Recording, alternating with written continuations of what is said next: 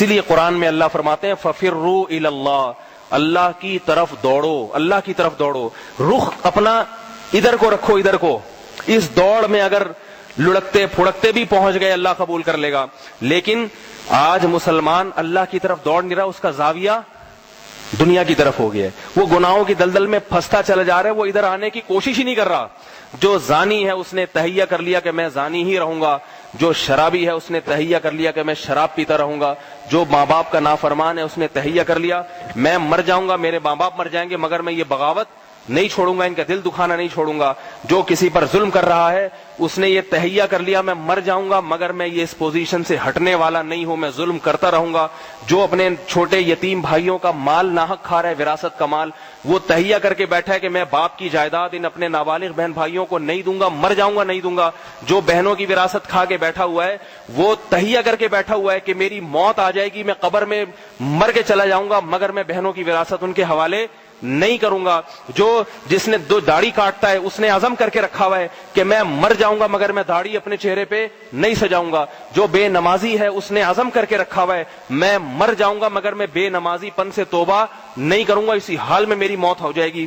جو عورت بے پردہ ہے اس نے تہیہ کر کے رکھا ہوا ہے کہ کچھ بھی ہو جائے میں نے پردہ نہیں کرنا، چاہے کچھ بھی ہو جائے، اللہ کے اس حکم کی میں نے دھجیاں اڑانی ہے، میں توبہ نہیں کروں گی. اور جو کافر ہے اس نے عزم کر کے رکھا ہوا ہے کہ میں اسلام کے بارے میں تحقیق کر کے اس مذہب کو قبول نہیں کروں گا، چاہے کچھ بھی ہو جائے، میں اپنے باپ دادا کے دین پہ رہوں گا. اولو کان آباؤہم لا یعقلون شیئا ولا یہتدون، چاہے میرے ماں باپ اندھے تھے اور بتوں کے سامنے جھکتے تھے، جن بتوں کو اپنے ہاتھوں سے بناتے انہی سے مانتے تھے، ایسی بے عقلی کی بات تو مان لوں گا مگر باپ دادا کے دین کو نہیں چھوڑوں گا، خدا کیا کہتا ہے یہ نہیں دیکھوں گا. تو میرے بھائی جب آپ نے کر لیا ہے تو قرآن کے الفاظ ہیں انلزمکموہا وانتم لہا کارہون، تم نہیں چاہتے جنت میں جانا اور ہم تمہیں گھسیٹ کے جنت میں لے جائیں. اللہ فرماتے ہیں ایسا نہیں ہو سکتا. تم جہنم کی آگ سے بچنا نہیں چاہتے اور ہماری رحمتیں تم پر ہو ہم پھر بھی گھسیٹ کر لے آئیں، ایسا نہیں ہوگا. پہل تمہیں کرنی پڑے گی، تھوڑی سی رغبت تمہیں دکھانی پڑے گی، پھر ہماری رحمت کے دریا اور سمندر تمہارے اوپر ہم الٹ دیں گے، امڑ دیں گے، بھر بھر کے رحمت بہائیں گے تمہارے اوپر. تمہیں پہل کرنی پڑے گی. اور اگر تم ڈھیٹ ہو، تم اکڑے ہوئے ہو، تو میں خدا ہوں، میں تمہاری ڈھیٹ اور اکڑ سے ڈرنے والا نہیں ہوں، جہنم کی آگ میں جلا کے کوئلہ بنا دوں گا. قرآن کے الفاظ ہیں وَهُمْ فِيهَا كَالِحُونَ، فرمایا آگ میں جلیں گے اور جلتے جلتے کوئلہ بن جائیں گے. تَلْفَحُ وُجُوهَهُمُ النَّارُ، جہنم کی آگ ان کے چہروں کو جھلسے گی اور اللہ پھر ان کو تانا دیں گے أَلَمْ تَكُنْ آيَاتِي تُتْلَى عَلَيْكُمْ، کیا میری آیات تمہیں پڑھ کے نہیں سنائی جاتی تھی کہ اس آگ میں تمہیں جانا ہے، اس آگ میں تمہیں جلنا ہے، تو اس آگ سے بچنے کی تم نے کیا فکر کی؟ تو وہ کہیں گے ربنا غلبت علینا شقوتنا، ہماری عقلیں ماری گئی تھیں، ہماری بدقسمتی بدبختی غالب آ گئی تھی، ہمیں سب پتا تھا لیکن ہمیں تیری ان آیات پہ یقین نہیں آتا تھا.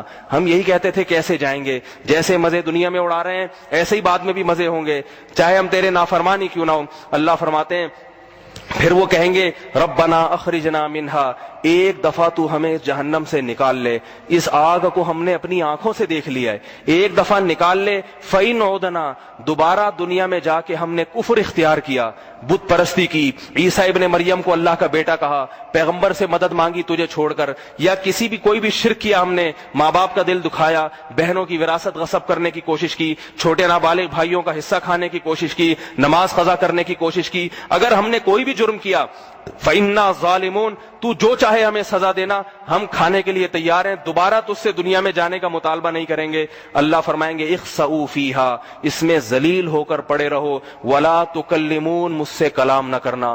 بڑی مہلت دی تھی موت تک، ایک آنسو بہا لیتے، ایک آنسو دنیا میں، ایک دفعہ زبان کو ہر کسی حرکت دے دیتے، اے اللہ معاف کر دے اب نہیں کریں گے، رحمت کے دریا بہا دیتا.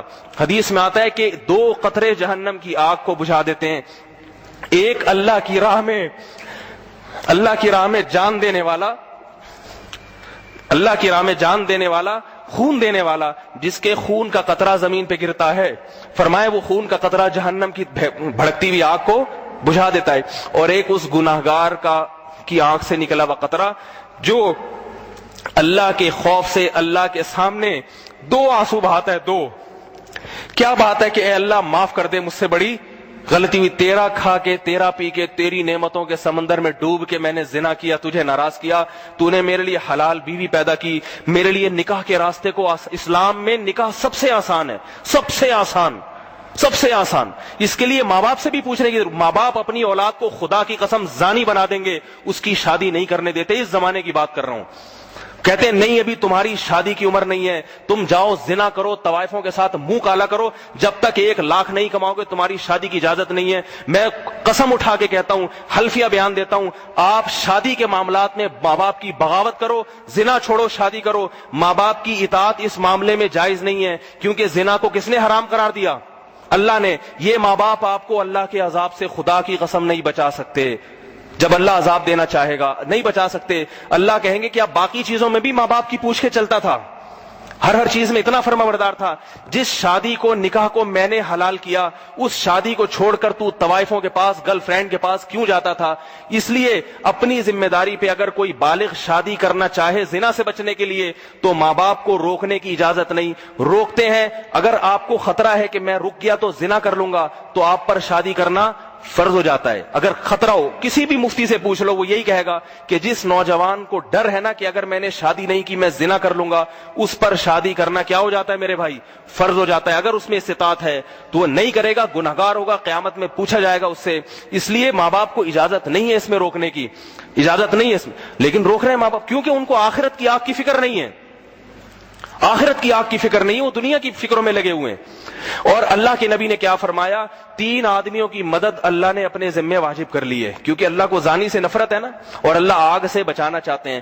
تو حدیث میں آتا ہے کہ جو شخص, ان تینوں میں ایک وہ ہے جو زنا سے بچنے کے لیے شادی کرنا چاہتا ہو, تو اللہ کے نبی نے کیا فرمایا؟ اس کی مدد کس نے؟ اپنے اللہ نے کہا تو ہمت کر, میں تجھے رشتہ بھی دلاؤں گا اور تیرے مال میں برکت بھی پیدا کر دوں گا, خرچے پورے کروا دوں گا, تو ہمت کر. تو اس جس کی مدد اللہ نے ذمے میں واجب کر لی ہو, اس لیے کہ تاکہ یہ بدکاری سے بچ جائے, بدکاری سے بچ جائے, تو ماں باپ کو اس سے روکنے کا حق ہے؟ بتاؤ میرے بھائی. اللہ حوصلہ افزائی کر رہے, تو ہمت کر, میں مدد کروں گا تیرے ساتھ. تو اس لیے ماں باپ, لیکن یہ اپنے خرچے پر ہے, ماں باپ سے پیسہ زبردستی لینا جائز نہیں ہے, اپنے خرچے پہ, اپنی ذمہ داری پہ. اپنا گھر لے کے اگر کوئی رکھ رہا ہے تو اجازت نہیں ہے والدین کو روکنے کی. تو میرے بھائی, زنا سے بھی کوئی بچنا چاہے, اللہ کی طرف آنا چاہے, رشوت سے بچنا چاہے, اللہ کی طرف آنا چاہے, اللہ کی رحمت کے دروازے وسیع ہیں. اور اگر اتنے حلال راستے ہونے کے باوجود پھر بھی جاتا ہے گناہوں کی طرف اور توبہ نہیں کرتا, تو پھر اللہ کو اتنا تو حق ہونا چاہیے کہ جس نے اتنا کھلایا, اتنا پلایا, پیدا کیا اس نے, اور بات بات پہ مغفرت کے بہانے ڈھونڈ رہا ہے, اب بھی وہ عذاب نہ دے, اب بھی وہ سزا نہ دے, تو پھر اللہ کی صفت انتقام جوش میں آتی ہے, قوت غضبیہ.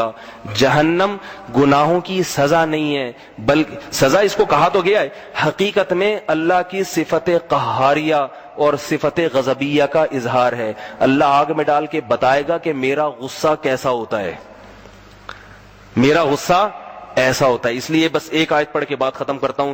قرآن میں آتا ہے ان الذین ینادون لمقت اللہ اکبر من مقتکم انفسکم. جب اہل جہنم میں جلیں گے تو, اور بعض روایات میں آتا ہے غصے میں نا اپنی انگلیاں اپنے منہ میں چبائیں گے. غصے میں, غصہ کس پر ہوگا؟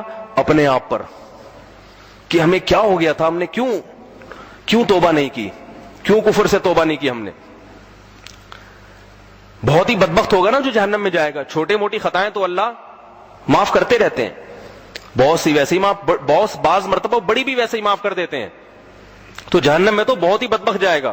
تو حدیث میں, بعض روایت میں آتا ہے وہ غصے میں نا اپنی انگلیاں چبائیں گے, کافر بھی اور نافرمان بھی, کہ یار ہم نے کیا کیا یہ.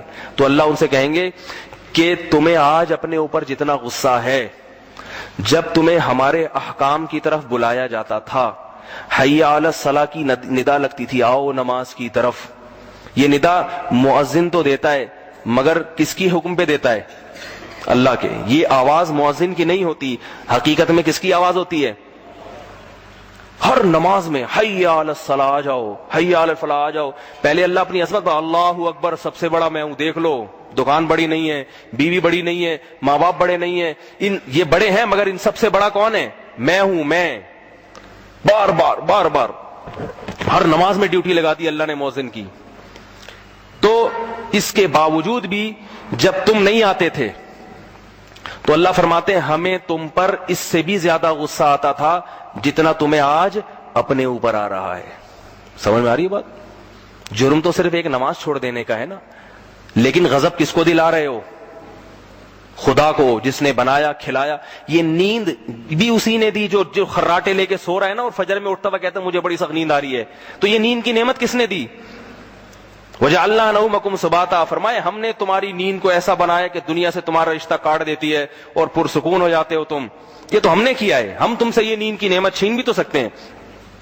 تو ایسی نعمت اس نے دی نیند کی، اس کا تقاضا یہ کہ وہ تھوڑی دیر کے لیے بلا رہا ہے تو قربانی دے کے آ جاؤ، فجر پڑھ لو. خواتین صبح بچوں کے اسکول کے لیے تو بڑی متحرک ہوتی ہیں، 4 بجے سے اٹھ جائیں گی، فجر کی نماز میں سوتی رہتی ہیں. جو پکی نمازی ہیں وہ پھر آخر میں 2-3 منٹ پہلے اٹھ کے ہوڑ ہاڑ کر کے 2 فرض پڑھ لیے، نہیں پڑھے قضا ہو گئی. اور جو کچی نمازی ہیں وہ پھر وہ بھی چھوڑ دیتی ہیں. لیکن اسکول کی ٹائمنگ دیکھو، جیسی وین آنے والی ہوتی ہے سب پہلے سے ناشتہ بنا کے ٹفن، بچے کے کپڑے بھی استری. اس میں کوئی یہ نہیں کہتا کہ ایکچولی رات کو ذرا دیر ہو گئی تھی سونے میں تو ایکچولی صبح آنکھ کھلنے میں بڑا مسئلہ ہو گیا، اصل میں بچہ بھی تھکا ہوا تھا، میں نے کہا چلو چھوڑو. نا دنیا کے چند ٹکے کچھ بابو بن جائیے، کچھ بن جائے، کما کے 4 پیسے لے آئے، اس کے لیے تو اتنی قربانیاں دی جا رہی ہیں. نہ سردی دیکھی جاتی ہے، حکومت 1 گھنٹہ آگے کر دے تو بھی 1 گھنٹہ پیچھے لے جائے تو اسی حساب سے پیچھے چلے جائیں گے. لیکن نماز فجر کی جو اتنا مبارک عمل، باوضو ہو کے دانت صاف کر کے فجر میں پیچھے کھڑے ہو کر تلاوت سنو، کیا مزہ آتا ہے، کتنا مزہ آتا ہے اس تلاوت کرنے میں، اس تلاوت سننے میں اور سجدہ کرنے میں. وہ کام کرنے کے لیے تیار نہیں ہے. اور ایک دفعہ نہیں، جب سے بالغ ہوئے اذان سنتے چلے آ رہے ہیں. اللہ مہلت دے رہا ہے، اب توبہ کر لے گا. اگر 100 سال نماز چھوڑ دی، 101ویں سال میں خیال آیا اللہ اب تک تو نہیں پڑھی، اب سے شروع کرتا ہوں، اللہ کہ چل آج سے قبول کر دوں گا، میں بس پچھلی معاف کر دوں گا، پھر بھی نہیں کر رہا، عزم کیا ہوا نمازی بننا ہی نہیں ہے، تو میرے بھائی انلزمکموہا وانتم لہا کارہون. اللہ فرماتے ہیں پھر ہم زبردستی نہیں تھوپ سکتے تمہارے سر پہ. اور تمہیں جب ہم بلاتے ہیں تمہیں غصہ جو آتا ہے نا، ہمیں تم پر اس سے بھی زیادہ غصہ آتا ہے. اور ایک جگہ اللہ نے فرمایا جب اللہ تجلی ظاہر کریں گے حشر میں تو ان تمام اللہ والے سجدے میں گر جائیں گے. اس وقت سجدے میں مزہ بہت آئے گا لوگوں کو، اللہ کی ذات جلوہ فروز ہوگی. اللہ فرماتے ہیں کہ بعض لوگ ہوں گے جن کی کمر تختے کی بنا دیں گے، جھک نہیں سکیں گے، وہ دل چاہے گا کہ خدا کے سامنے جھکیں، جھک نہیں سکیں گے. اللہ فرماتے ہیں یہ وہ لوگ ہیں یدعون الی السجود وہم سالمون، کہ دنیا میں ان کو سجدے کے لیے بلایا جاتا تھا، اس وقت ان کی کمر بھی ٹھیک تھی، جھک سکتے تھے، مگر تکبر تھا کہ آتے نہیں تھے، آ کے جھکتے نہیں تھے. صحیح کمریں تھیں، بالکل صحت مند تھے، لیکن آ کے ہمارے سامنے جھکتے نہیں تھے. آج جب اہل ایمان محبت عشق میں جھکیں گے ہمارے سامنے تو تمہیں جھکنے کی اجازت، تو بے نمازی آخرت میں بھی سجدے سے محروم کر دیا جائے گا. اس لیے میرے بھائی اپنی جان پر ہم سب کو رحم کرنا چاہیے. کبھی گناہ ہو جائے تو گڑ گڑا کے توبہ کرو. ایک آنسو جہنم کی آگ کو ٹھنڈا کر دیتا ہے. ایک آنسو اس لیے نہیں نکلتے ہمارے. اللہ تعالی ہم سب کو اس جہنم کی ہولناکیوں سے بچنے کی توفیق عطا فرمائے اور ہمیں ایسے اعمال کی توفیق عطا فرمائے. اور اگر کبھی ہم سے گناہ ہو جائے تو اللہ ہمیں توابین میں شامل کر لے، گڑ گڑانے کی توفیق دے دے. جب تک وہ معاف نہ ہو جائے ہمیں سکون نہ ملے.